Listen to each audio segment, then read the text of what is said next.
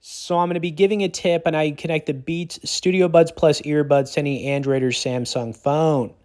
Now, the nice thing about Beats Buds is they work for all phones, not just Apple phones, but sometimes connecting them can be tricky.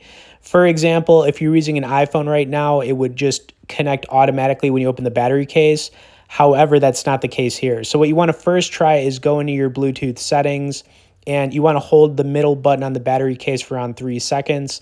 Sometimes double tapping it will get it to show up in your Bluetooth. Other times it might not. Now, if you run into an issue where it's just not showing up at all, the next thing you want to do is head over to the Play Store and download the Beats app. It's free to install, but this always takes care of the issue. I guess this app just picks up any earbuds that you have close by. Anyways, we're going to click on the Beats Studio Buds.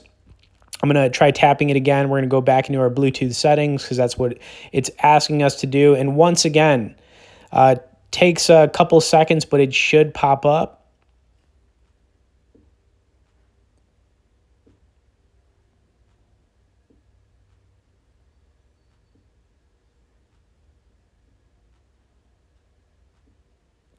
Okay, and there we go.